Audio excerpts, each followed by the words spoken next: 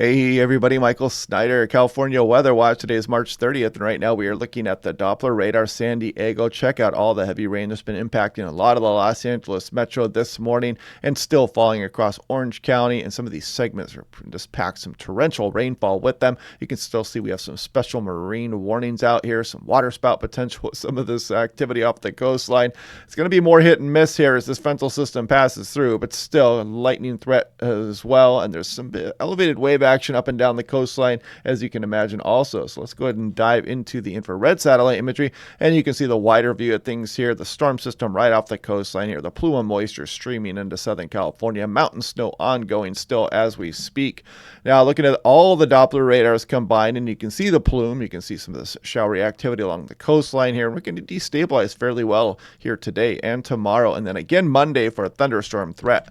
Now, looking at the timing here of some of the snowfall, this is updated this morning by the National Weather Service Sacramento, March 30th. This goes through 11 a.m. Sunday here. Some additional snowfall, about 5,000 feet. Watch out if you're traveling back and forth. Up to 12 inches of snow at the peaks, and snow levels rising to 5,500 by this evening. But still, that's below a lot of the past levels. Wind gusts to 30 miles per hour. Watch out for the chain controls, holiday weekend travel delays, etc.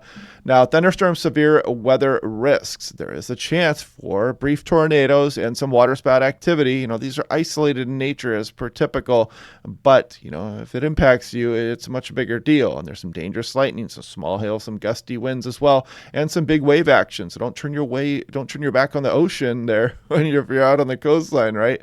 Because some of those individual showers can make things pretty rowdy pretty quickly here close to the shorelines.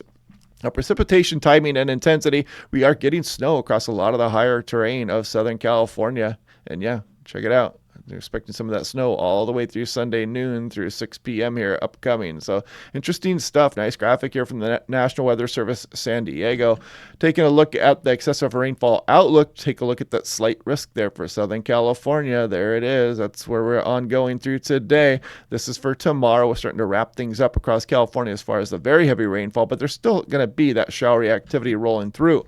Now, looking at Donner Summit, the pass level is above 7,000 feet. So for the duration of this is going to be, below a lot of these pass levels. So be prepared for the winter driving conditions. And this goes through about 11 p.m. You can see the snow continuing to accumulate today. And if you want a nice affordable home weather station, click on that link down below to save 10% off. All solar powered and wireless, ultrasonic anemometer, great smartphone app, lightning detection system. Highly recommend. Now, looking at what the Doppler radar may look like as we go through the day today, you can see it handling that plume of moisture into Southern California fairly well, spreading some of the high desert areas in Nevada also. And then we're going to destabilize today. You can see some of these stronger showers also rolling around some of the coastal areas out into the valleys as we go through the afternoon. So heads up, eyes on the sky today, especially across much of California and eventually on into western Arizona, maybe even Las Vegas here. And then we're going to do something similar again tomorrow. We're going to destabilize also. And you can see some of these strong showers out there, thunderstorm potential. And then one more day on Monday as we scroll on through here, you can see some of Southeast California and Arizona again under the gun for a lightning threat. Now, look at the European. It also shows something similar. If you notice as we go through this afternoon, all the lightning potential that we do have. Here we go, Saturday afternoon.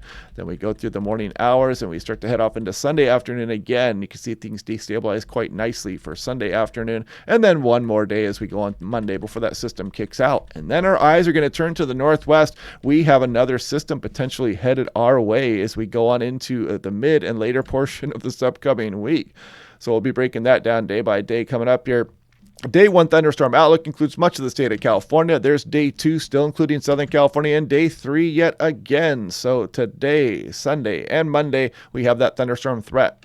Taking a look at what may be coming here, the European on the left versus the GFS on the right. This is the storm system we're dealing with now. There goes that ridge. We're going to get a temporary break here, but then quickly this next storm system is troughing, dropping down here. And again, the trajectory on these storms make all the difference in the world. If this sits up a little bit further west, it has a much better moisture tap and can bring some heavier rains, but this is a pretty chilly system as well. So it's going to bring some mountain snows and gusty winds with it also. And we're going to be breaking this system down because you can see pretty good model agreement between the European and the GFS that the storm is coming. GFS hanging a little bit further back to the west.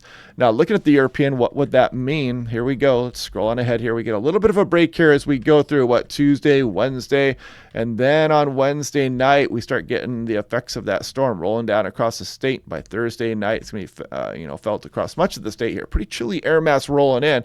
And again, we're going to be watching this trajectory closely because it's going to have big impacts on the state of California. Now, looking at 5,000 feet, I always like to show the upper levels of the atmosphere here. We're looking at temperature anomaly. We get a little bit of a ridge build in here, but then quickly that next system rolls down here. Look at this upper level low is even chillier than the storm we're dealing with right now. So again, another round of nice mountain snow, some gusty winds, and increased wave action, thunderstorm potential, you name it, we got it. And we'll take a look at just where that storm system is going to set up. So if we look here, don't turn your back on the ocean today or the next couple of days. We still have the elevated wave activity here. Start to get a little bit of a break by the time we go towards Monday night. Tuesday, not bad. Wednesday, not bad. But then through Wednesday evening, actually, afternoon and evening, we start to bring that wave action back down the coastline here through Thursday afternoon. And then Friday, we're going to elevate those wave actions again here as we go through the end of the week. Now, looking at total precipitation in inches, you can see this is ongoing as we speak, and you can see California, Southern California picking up nice amounts. Transverse ranges here, the peninsular ranges, some in Nevada getting some decent amounts, western Arizona, and then we're going to have this convective activity going on over the top of us. It's going to bring some heavy rain, but it's going to be more hit and miss as we go through Monday, and then the next system drops down as well as we go on into the end of next week, but plenty of time to worry about that one. Now, you may want to put off travel until Monday for some of the higher terrain here, and this is why. We're going to pile up some of that snow again on Sunday. You can still see a little bit of that snow coming in here, so you might want to wait till Monday if you have that option. But yeah, some nice snow flying across Southern California as we speak right now also. And I'm going to do something here really quick. Okay, nope. We're all good. Okay, so let's take a look at the 6 to 10 day temperature outlook. Below average signal across much of the west goes through April 8th, and the precipitation above average as well. So I'm kind of keeping the wintry conditions going here as we head on into the early portion of April. Here's the 8 to 14 day. We got that below average signal across much of the west, and the snow, we are doing quite nicely across the Sierra Nevada, 115% of historical mean. And it's that time of the year where we start to decline on that snowpack there, and we are not doing that yet. In fact, we're going to be adding to it as we go through next week, most likely if that storm is on its way. So definitely good news on that front. But yeah, I'm also going to be doing a La Nina / El Nino video that'll be coming out next week as well. So hopefully you guys can watch that one. I'm going to post that on the California Weather Watch channel here. I also run another channel called Pacific Northwest Weather Watch. So if you also want to check out those videos about what's going on in the Pacific Northwest, sometimes it correlates with what's happening in California, go ahead and visit that one. But anyway, hope you guys are having a good day. We will break everything down again tomorrow. We'll take a look at what's coming through the extended, and I will talk to you guys then.